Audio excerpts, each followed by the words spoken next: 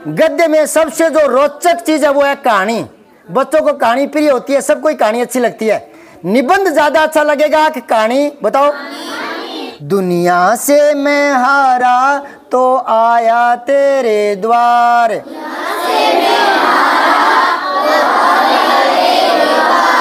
यहाँ से जो हारा कहाँ जाऊं मैं सरकार। तो व्याख्या को 4 भागों में बांट कर करते हैं। पहले संदर्भ लिखते हैं जिसमें पाठ का नाम और लेखक का या कवि का नाम लिखते हैं। फिर आता है प्रसंग। प्रसंग में बताना पड़ता है कि वो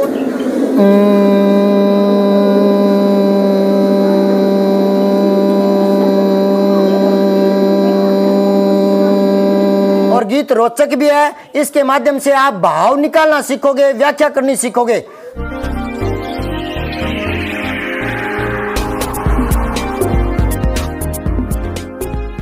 हाँ बेटा सावधान, आज नो बैग डे है तो इसका मतलब ये नहीं है कि आज पढ़ाई नहीं होगी।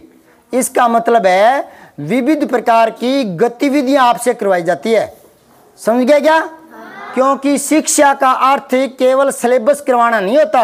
शिक्षा का मतलब है बच्चे का सर्वांगीण विकास करना। हर प्रकार की गतिविधि खेल खेल में सीखो और बहुत सारी अभिव्यक्ति कौशल, बहुत सारी गतिविधियां हैं सिखाने के लिए, ठीक है ना? तो वो अपने शुरू करेंगे और बीच में ना आपका 2-4 पीरियड पढ़ाई भी होगी। ऐसा नहीं है पढ़ाई नहीं होगी, है ना? और ये भी शिक्षण का हिस्सा है जो अतिरिक्त गतिविधियां करवा करके विविध प्रकार की के कौशल आप में विकसित करने की जो है ना, उसके लिए नो बैग डे बनाया गया है। कभी दिमाग में मत लाना कि नो बैग डे के दिन पढ़ाई नहीं होती। नो बैग डे के दिन तो ज़्यादा पढ़ाई होती है, ज़्यादा शिक्षण के अलग अलग कौशल सीखते हैं। और दिनों तो केवल पाठ्य पुस्तक वाले सिलेबस वाले वही बातें करते हैं।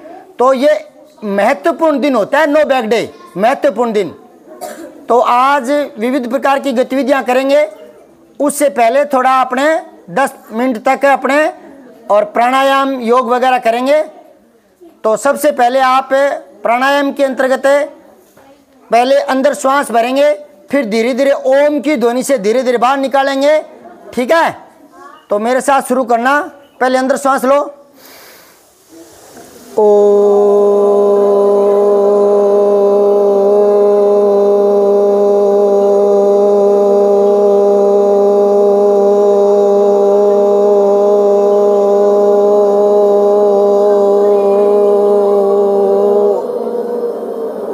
मुंह से ओ नहीं करना, मतलब जो श्वास अंदर लिया ना उसको ओम की ध्वनि से बाहर निकालना। तो धीरे धीरे लास्ट में पता लग जाता है कि मेरा सांस अंदर वाला खत्म हो चुका है ना?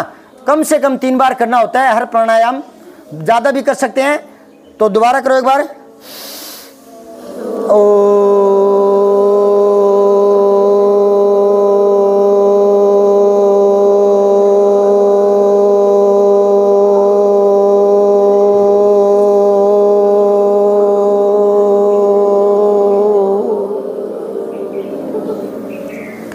तीन बार करने के बाद उसके बाद एक बार मुंह बंद करके नाक से श्वास छोड़ना है। पहले अंदर पूरा लेना है और कान को भींचकर मैं करके दिखा रहा हूं वैसे ही। पहले मुझे देख लो।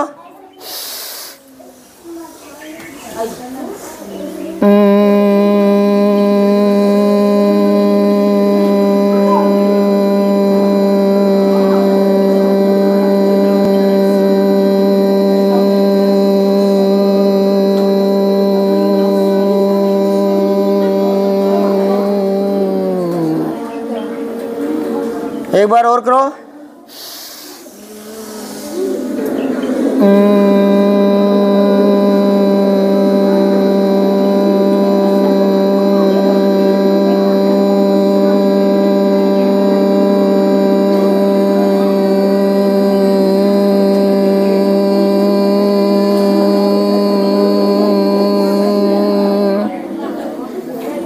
अब कपाल भाती है ना, श्वास छोड़ना नाक से और बाहर निकालना लेना, इस तरह से झटके के साथ जो है ना श्वास बाहर आनी चाहिए।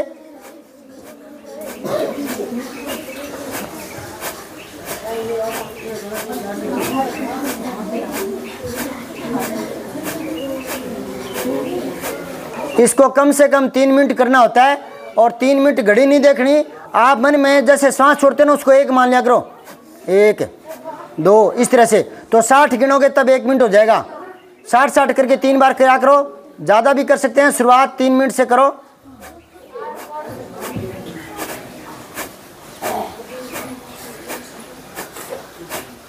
अब सुनो ध्यान से, आपके एक व्याख्या आती है गद्य में और पद्य में, आती है ना? तो व्याख्या को 4 भागों में बांटकर करते हैं। पहले संदर्भ लिखते हैं जिसमें पाठ का नाम और लेखक का या कवि का नाम लिखते हैं। फिर आता है प्रसंग। प्रसंग में बताना पड़ता है कि वो जो 5-10 पंक्तियां जो व्याख्या के लिए आई है वो पाठ में कहाँ से आई है, कौन कह रहा है, किसके बारे में कह रहा है, क्या कह रहा है, वो आपके प्रसंग में आ जाएगा। और उसके बाद आपको व्याख्या करनी होती है, जो पद है उसमें क्या भाव है वो डिटेल से बताने पड़ते हैं। फिर विशेष लिखना पड़ता है। तो व्याख्या कैसे करते हैं, मतलब उन पंक्तियों में कवि कहना क्या चाहता है, उसका मूल भाव क्या है, उनमें संदेश क्या छिपा हुआ है, ये सारी बातें समझकर समझानी होती है, वो व्याख्या होती है। ठीक है। तो व्याख्या समझाने का सबसे सरल तरीका जो मैं मान रहा हूं, एक तो ये देखो, व्याख्या गद्य और पद्य दोनों में आती है ना, तो गद्य और पद्य दोनों में से एक एक चीज चुनते हैं। गद्य में सबसे जो रोचक चीज है वो है कहानी। बच्चों को कहानी प्रिय होती है, सबको कहानी अच्छी लगती है। निबंध ज्यादा अच्छा लगेगा कि कहानी, बताओ? तो एक कहानी के माध्यम से।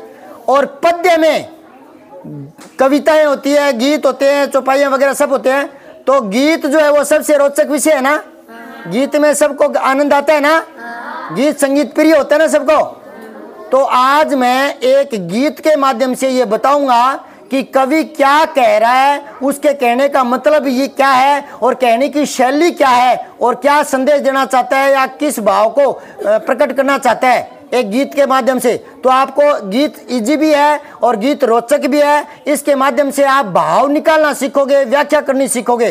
तो साथ में तो मैं उसको लयबद्ध तरीके से गाऊंगा तो आपको आनंद भी आएगा, साथ में आपको भी पीछे दोहराना है। ठीक है। साथ में आपको उसमें से छुपे भाव निकालने हैं, कवि के कहने का अंदाज देखना है, बोल देखना, उसके भाव देखना, कहने का अंदाज देखना। ठीक है। दुनिया से मैं हारा तो आया तेरे द्वार, दुनिया से मैं हारा तो आया तेरे द्वार। कवि कह रहा है कि हे भगवान, हे ईश्वर, मुझे दुनिया से धोखे ही धोखे मिले हैं। मैं दुनियादारी के दुखों से, संकटों से, परेशानियों से घबरा गया हूँ। आत्मिक शांति चाहता हूँ, आत्मबल चाहता हूँ, इसलिए तुम्हारे पास आया हूँ। भगवान कोई प्रत्यक्ष नहीं होता जो हमें कोई चीज दे देता है, भगवान के नाम से एक संबल मिल जाता है। कहते हैं ना कि कभी दुख के समय में कोई रिश्तेदार काम नहीं आता या कभी कोई पड़ोसी काम नहीं आता तो आदमी हताश हो जाता है, निराशा में उल्टे विचार आते हैं। तो फिर कोई ना कोई आदमी को जीने के लिए निराशा में आत्म बदलने कोई माध्यम होना चाहिए। जब रिश्तेदार दोस्त कोई काम नहीं आए तो कोई ना कोई माध्यम चुनना पड़ता है। तो हमने एक ईश्वर को माध्यम चुन लिया। तो ईश्वर के पास कह रहा है कि तू मेरी सहायता कर, मुझ में जो निराशा के भाव आ गए उनको हटा, पुनः आशा का संचार कर, ताकि मैं अपनी संकटों का सामना कर पाऊं और एक नए जीवन की शुरुआत फिर से कर पाऊं। आत्म शक्ति के, आत्म बल के कारण मैं अपने आप को संभाल पाऊं। तो कह रहा है दुनिया से मैं हारा तो आया तेरे द्वार, दुनिया से मैं हारा तो आया तेरे द्वार। यहाँ से जो मैं हारा कहाँ जाऊंगा सरकार, यहाँ से जो मैं हारा कहाँ जाऊंगा सरकार। कह रहा है हे ईश्वर, आखिरी आस तुम पर बंधी है और तुम्हारी तरफ से भी अगर निराशा के भाव मिल गए तो मेरा तो ठिकाना ही नहीं है, क्योंकि मैं मुसीबतों से, कठिनाइयों से निराश हो चुका हूँ। मुझ में आशा का संचार करो। तो कह रहा है यहाँ से भी जो हारा कहाँ जाऊं मैं सरकार।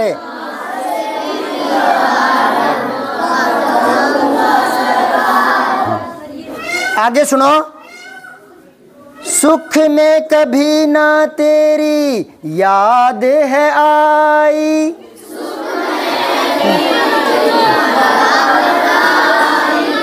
कह रहा है कि हे भगवान, मैंने मूर्खता की है, मैंने सुख में कभी तुम्हें याद नहीं किया, सुख में गर्वित होकर घूमता रहा। कह रहा है सुख में कभी ना तेरी याद है आई, दुख में सांवरिया तुझसे प्रीत लगाई।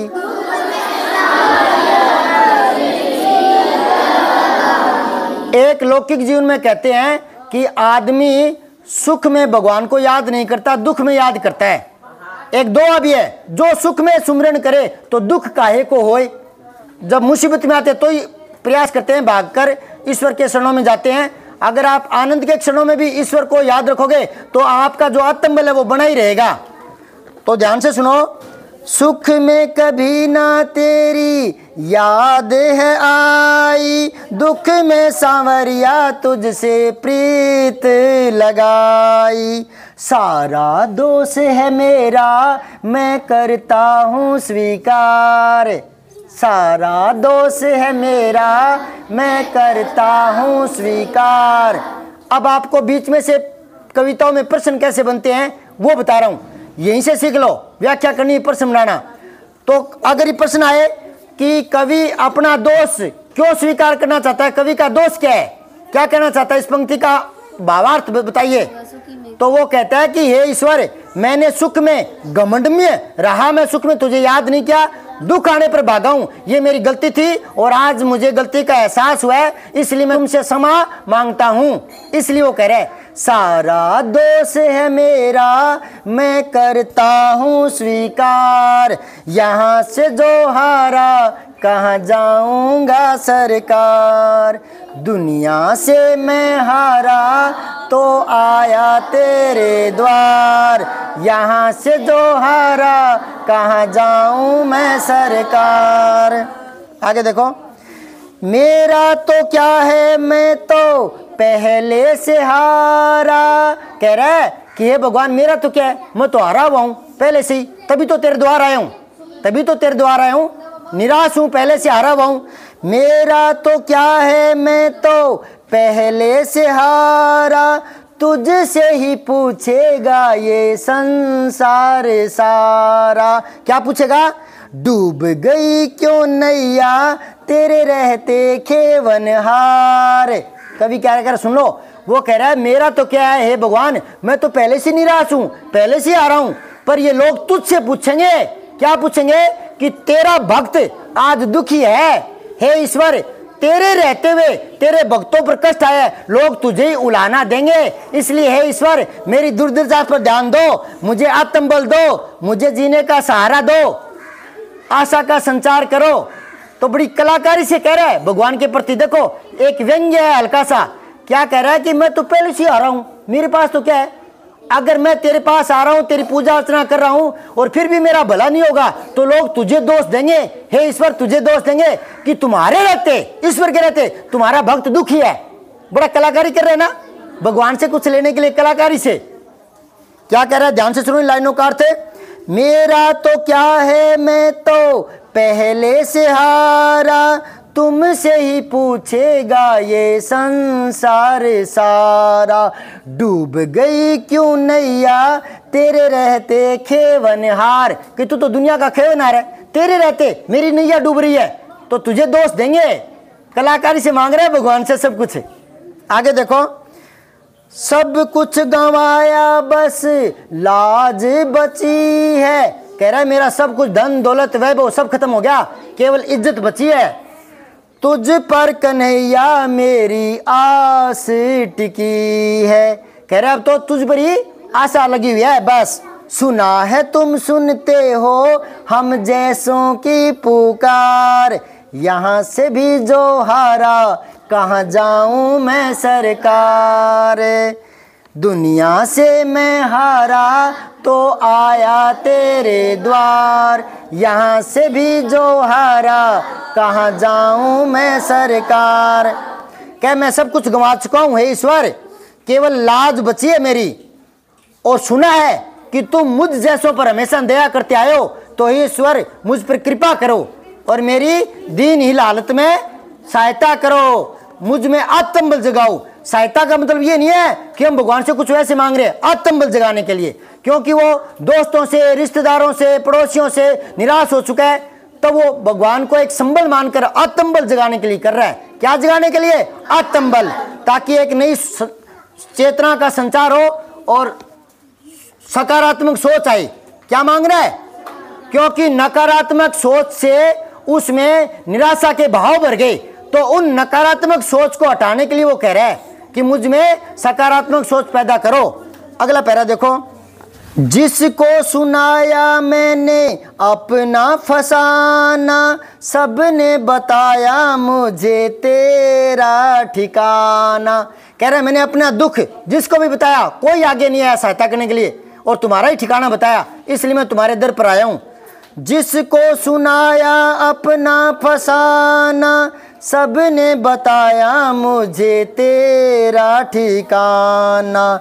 सब कुछ छोड़ के आखिर मैं आया तेरे द्वार, यहाँ से भी जो हारा कहाँ जाऊं मैं सरकार। दुनिया से मैं हारा तो आया तेरे द्वार,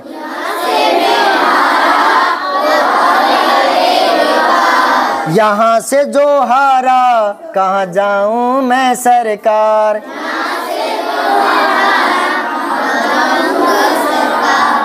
तो कवि क्या भावनाएं व्यक्त कर रहा है, सारा गीत समझ में आया क्या? ऐसे ही गीत होता है, ऐसे ही कविताएं होती है। कविता में ही कवि क्या कहना चाहता है ये समझना होता है। ठीक है। जय हिंद, विजय हिंदी।